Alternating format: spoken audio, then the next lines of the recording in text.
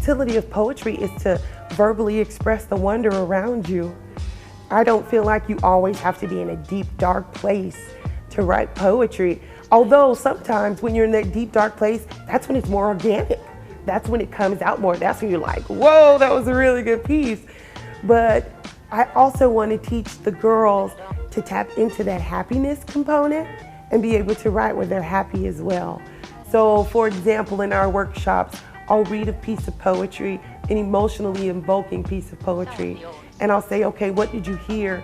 How do you feel? What are some other ways we can say that? Tell me about an experience you had with that. And happiness poetry can sometimes be difficult, but happiness poetry is definitely there, and I hope that they express that. I like to write about my feelings and about political problems in the world and things that I think that we as a human race and as a generation could do better on. Now I'm in the slam poetry, so it's like I do it, I'm not going to break it because maybe other people need it, and I want to let them know they are not alone.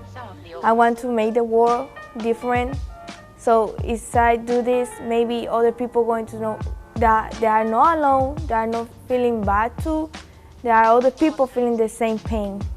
It's given me a good atmosphere and it's helping me with my anger issues personally. It's just basically giving me a better outlook on, hey, not everything is as bad as it seems, but there is still bad in the world.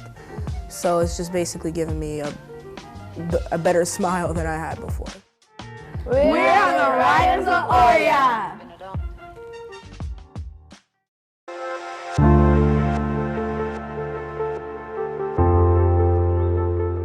I like to say that writing saved my life, and it's uncomfortable for people to hear about suicide, talk about suicide, and discuss mental health, but it absolutely has saved my life.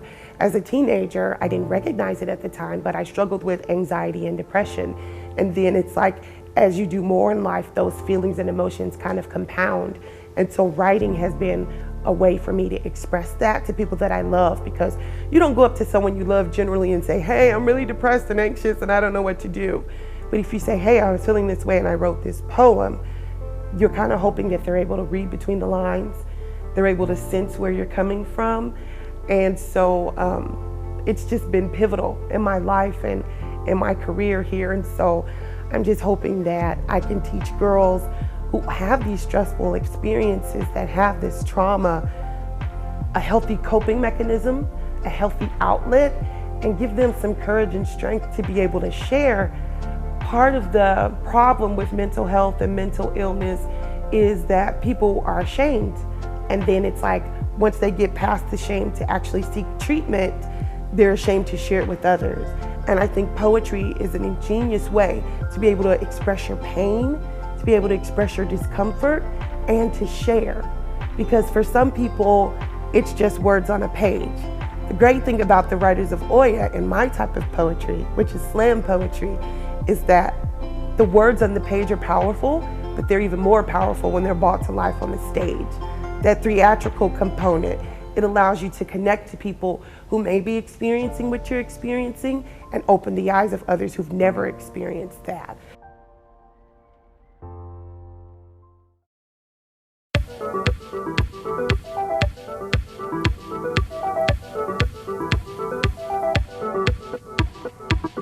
The Writers of Oya is a program that I feel tremendously blessed to have started thanks to a grant by the Urbana Arts and Culture program. And what it is my attempt to teach middle school girls, particularly girls of color, but it's open to all middle school girls, the art of slam poetry. And I do this over 4-week sessions where I teach the girls how to connect to what they're feeling, how to articulate what they're feeling, and then how to transcribe it into a poem. Once we get through that part, we work on polishing pieces, performing pieces, and it's just a really great opportunity that I feel really blessed to bring to the schools and to young ladies in Urbana. In the beginning, before I come, I was like, I don't want to go. I don't know how to do poetry. And for that time, I was having a hard time with myself, like not trusting me that I can do something else.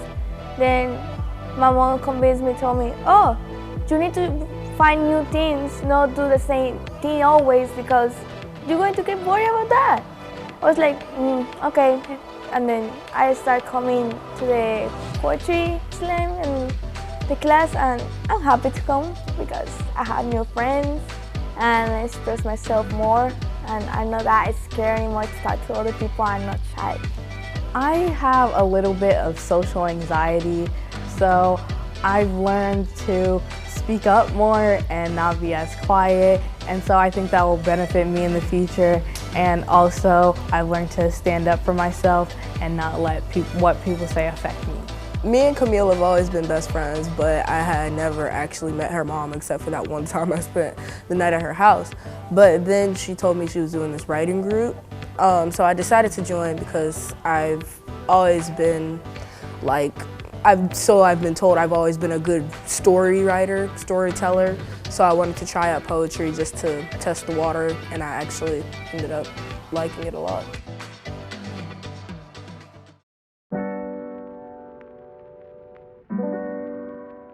They called me the small matriarch.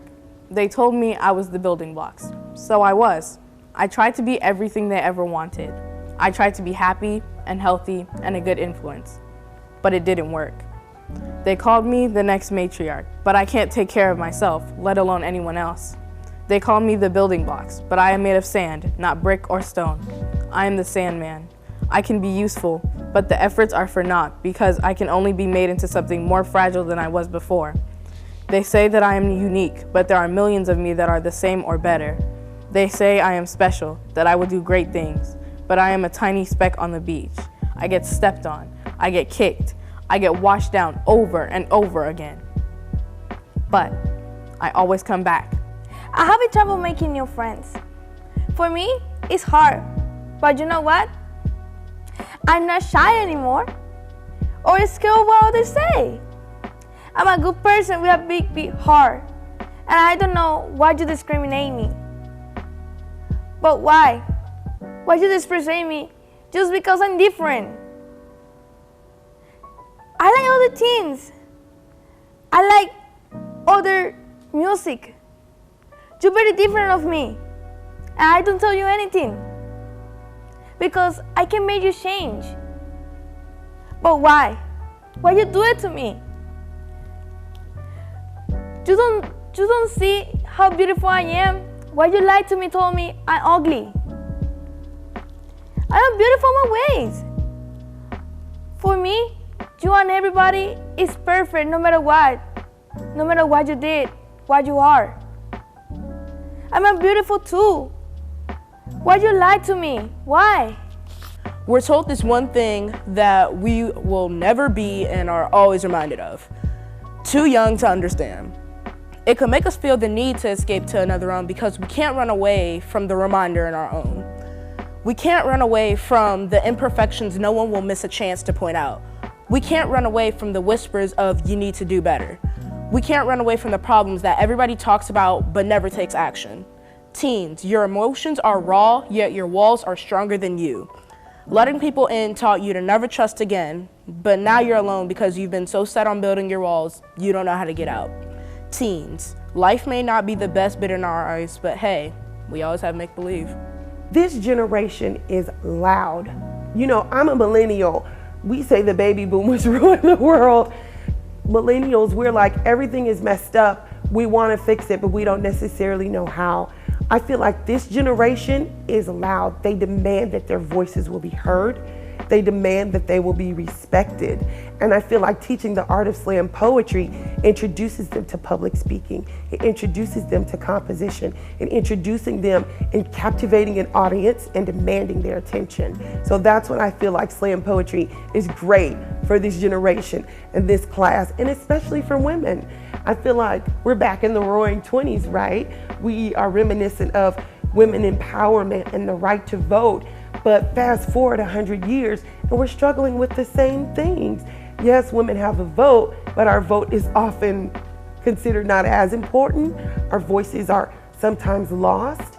And so I want to teach these girls at a very young age, you do have a voice and you have the power to share it All it takes is courage. And if you finish this program, I'll give that to you.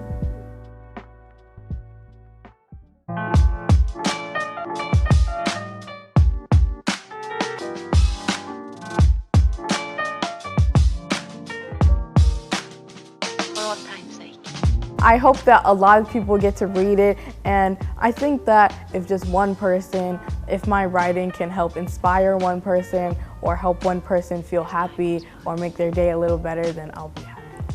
I hope my poetry go around the world. I hope other people see it and then they tell me, oh, thanks to the poetry, I feel better. I see that I know the only one who is having pain right now. Talking about my pains, my hard times to other people is like, they show me that it's no matter how hard it is, if I talk to other people, it's like I'm going to feel good again. I'm not going to feel sad anymore. I know that if somebody needs something, they're going to come to me and they tell me, oh, I understand you, but right now I had the same trouble. Can you help me? And then I feel so good when they say that to me. I hope it does for another person what it did for me. Like, basically know that pages won't judge you, so you can write anything that you want. Like, you can write your deepest, darkest secret on there, hide it properly, and no one will find it. And it's like, if you're really feeling guilty and it's like eating you up that nobody knows it, writing it on pages is like a good substitute, because you're like, okay, I know it's somewhere and it helps. So I hope writing just reaches somewhere, or it finds its way to a lost soul out there somewhere. My advice for people who haven't done slam poetry before is to just do it. Don't doubt yourself or anything like that. Everything that you write or that you say is valuable to somebody, or even if it's not valuable to anybody else, which I'm sure it is, it's still valuable to yourself because you have an accomplishment. You can say, I did that and I had a great time. So just do it, put yourself out there, don't be scared, and I have a lot of fun.